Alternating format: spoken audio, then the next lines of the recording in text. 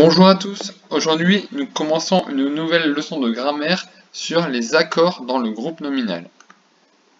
Alors pour commencer la leçon, je t'ai donné un texte qui s'appelle « D'où vient le mot chandeleur ?» Normalement tu l'as eu sur ta fiche de devoir, nous allons le lire ensemble et après je te poserai quelques questions. C'est parti. D'où vient le mot chandeleur? Le mot chandeleur vient du mot chandelle. À l'époque des Romains, il s'agissait d'une fête en l'honneur du dieu des bergers et de la nature, le dieu Pan.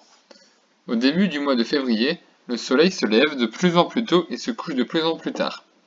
Pour fêter l'arrivée du printemps et l'allongement du jour, les gens parcouraient les rues romaines toute la nuit en agitant des flambeaux.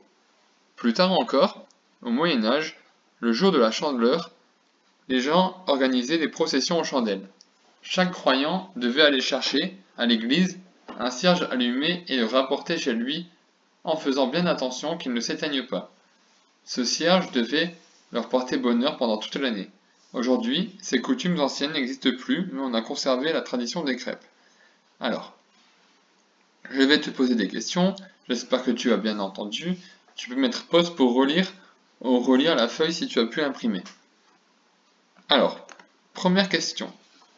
Que fait le soleil à la fin de l'hiver au début du mois de février?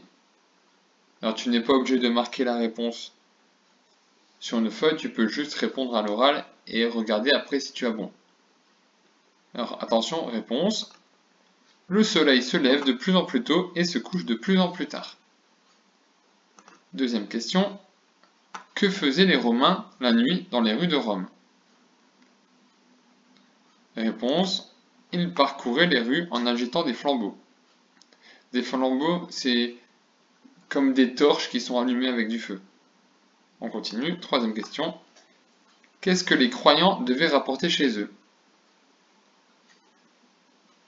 Réponse.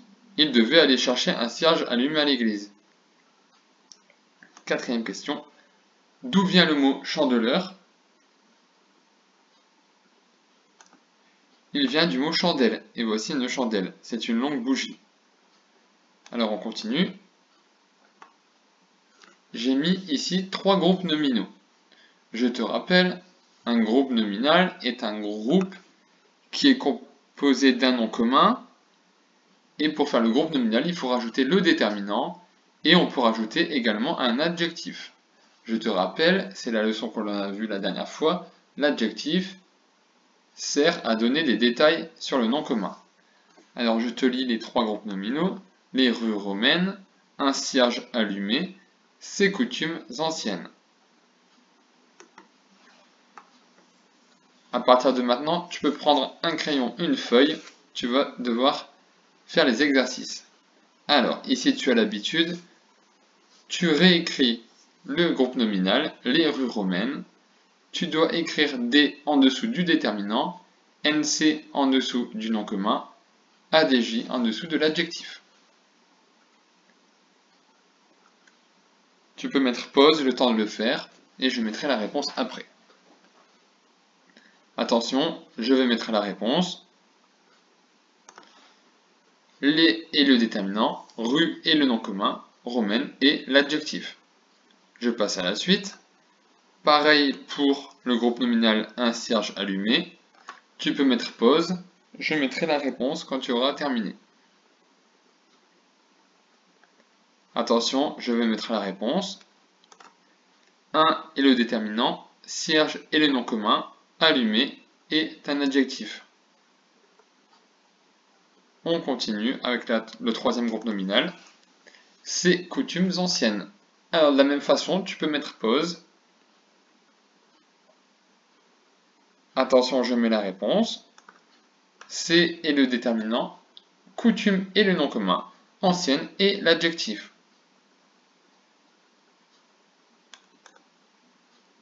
Maintenant, tu vas observer ces 2 groupes nominaux. Les rues romaines, c'est coutumes anciennes. Regarde, j'ai mis les déterminants en vert. Qu'est-ce que tu remarques?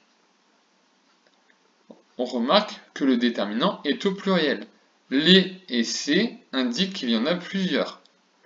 Du coup, on regarde ce qu'il se passe. Puisque le déterminant est au pluriel, Le nom commun rue est au pluriel puisqu'il y a plusieurs rues.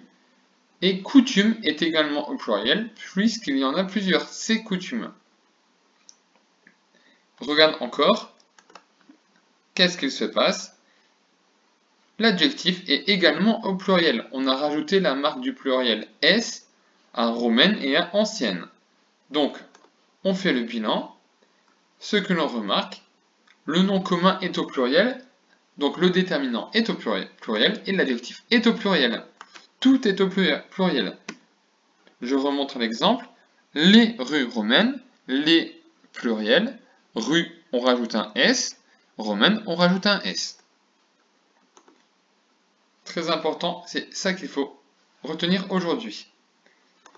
On va observer le contraire maintenant. Observe le groupe nominal, un cierge allumé. Le déterminant est au singulier. 1 est un déterminant singulier, il n'y en a qu'un seul. Donc le nom commun est au singulier, cierge, il n'y a pas de S. Et l'adjectif est au singulier. Allumé, il n'y a pas de S. Tout est au singulier. Alors, on fait un petit bilan de ce qu'on a vu aujourd'hui avant de faire l'exercice. Dans le groupe nominal, si le déterminant est au pluriel, tout est au pluriel. Le nom commun et l'adjectif sont au pluriel. Si le déterminant est au singulier, tout est au singulier. Alors maintenant, c'est à toi de jouer. Si tu as bien compris, on va voir si tu réussis bien l'exercice. Mais les différents groupes nominaux au pluriel. J'ai fait un exemple ici. Un gentil chien. Je le change en des.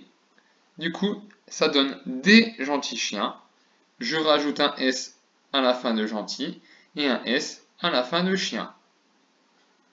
Attention, nous avions vu dans une autre séance le pluriel des noms. Ce n'est pas toujours S. Alors regarde bien sur ces cas s'il faut mettre S ou non. Tu peux mettre pause et on verra les réponses juste après.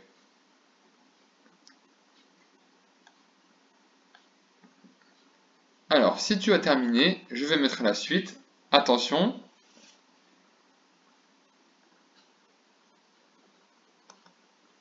Le petit garçon se transforme en les petits garçons. Alors, j'ai mis le déterminant au pluriel. Le s'est transformé en les. J'ai donc rajouté un S à petit et un S à garçon. La fille curieuse, je l'ai mis au pluriel. Maintenant, il y en a plusieurs. Ça donne la se transforme en les, déterminant pluriel. J'ai dû rajouter un S à fille et un S à curieuse. La belle maison, j'ai changé le déterminant la en les et j'ai rajouté un S au bout de belle et un S au bout de maison. La montre cassée, j'ai changé la en les, j'ai donc rajouté un E au bout de montre et un E, je me suis trompé, j'ai donc rajouté un S au bout de montre et un S au bout de cassé. Voilà, attention, lorsque le déterminant est au pluriel, le nom commun et l'adjectif est au pluriel.